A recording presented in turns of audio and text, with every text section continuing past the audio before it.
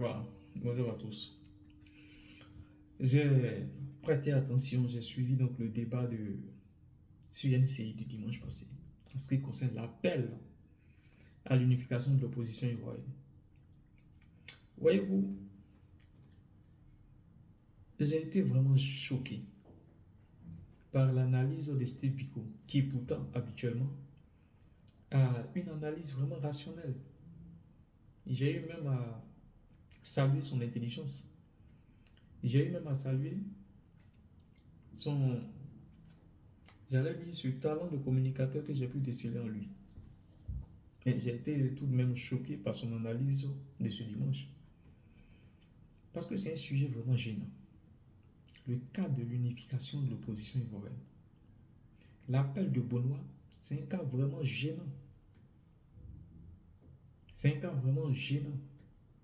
Et les autres panélistes avaient clairement dit ce que je pensais. J'ai toujours dénoncé la manière dont on a procédé pour faire l'appel de Benoît. J'ai eu à le dénoncer. Et pour moi, c'est une stratégie pour jeter à la vindicte populaire non seulement Dr Simon-Olivier Gbagbo, mais aussi Charles Blé Goudé. C'est une manière de se débarrasser de cette critique que nombre d'Ivoiriens aujourd'hui ont formulée à l'endroit du président Laurent Gbagbo. Son incapacité à réunir l'opposition ivoirienne. Et donc, pour lever cet équivoque, il a juste lancé l'appel de Benoît en ouvrant ses bras.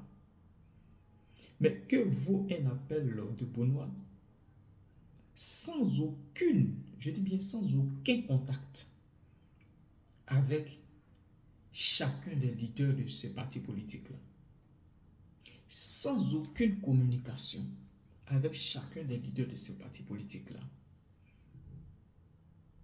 Mais pire,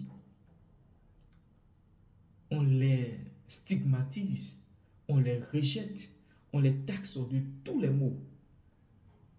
Et publiquement, on part lancer un appel de Benoît. Tout simplement pour dire que c'est le président Laurent Gbagbo. Il a lancé l'appel de Benoît et les autres doivent suivre. Donc, ici, on s'en fout de la dignité de ces derniers-là. Non, le président Laurent Gbagbo a lancé l'appel de Benoît, il faudrait suivre. C'est tout.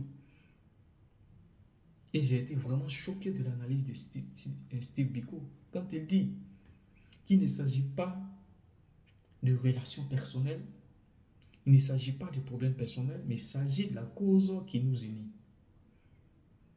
Mais quand on sait que le président du COJEP, Charles Blé Goudé, qui a passé plus de 10 années en prison, rentre en Côte d'Ivoire, multiplie les actions dans le but de rencontrer celui qu'il a toujours appelé son père politique, Laurent Gbagbo, et que ce dernier refuse. L'entourage de ce dernier refuse.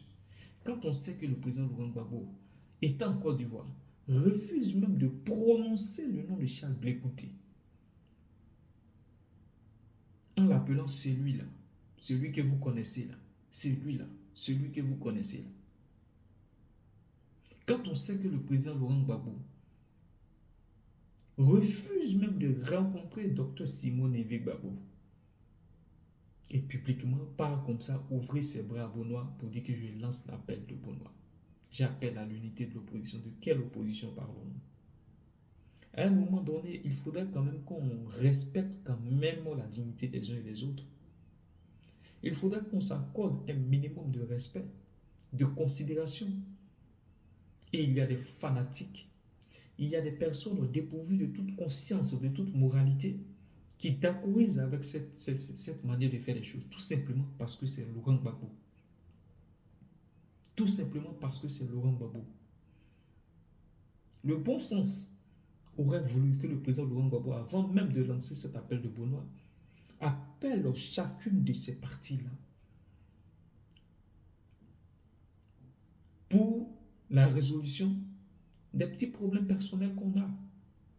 Et c'est ce qu'on a toujours appelé à l'époque, estimant que le président Laurent Gbagbo, peu importe ce qu'il se dit, quand il rentrera en Côte d'Ivoire, il va faire asseoir toutes les parties antagonistes de son clan. Il leur dira que c'est moi le patriarche, c'est moi le sage, je suis rentré, faites table rase de tout ce qui s'est passé et allons conquérir le pouvoir d'État. Parce que nous avons tous subi le courroux du président Alassane Draman Ouattara. En ce moment-là, on aurait parlé d'hommes sages.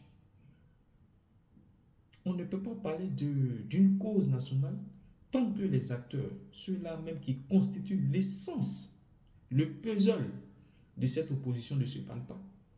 Il est bien d'envoyer des émissaires à aller discuter des clauses, monter la documentation, tout ça, et puis leur envoyer. Mais qu'en est-il de vos relations personnelles? Parce que ça compte. Qu'en est-il de vos relations personnelles?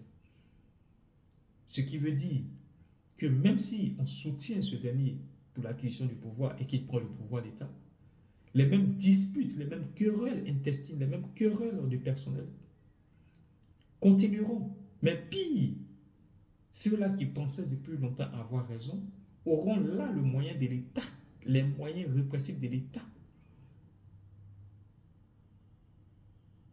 pour se venger de leurs frères. Pour se venger de leurs frères. Parce que pour l'instant, nous n'avons pas encore le pouvoir. On estime que vous n'avez pas encore le pouvoir. Et déjà, il y a toute cette machination.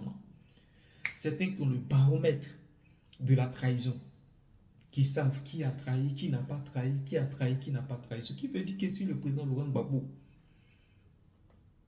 par gymnastique, prend le pouvoir, mais ces derniers-là voudront faire subir certaines choses à ceux à qui ils reprochent certaines choses. Ils voudront se venger de leurs propres frères. Parce qu'aujourd'hui, je le dis, quand je vois le président Laurent Gbagbo parler de Sorokyo, on pourrait dire que c'est dans un élan de réconciliation. C'est bien beau, on veut tous se réconcilier, on a besoin de cohésion. Mais qu'en est-il de celui avec lequel tu as passé plus de 10 années en prison? C'est de ça qu'il s'agit.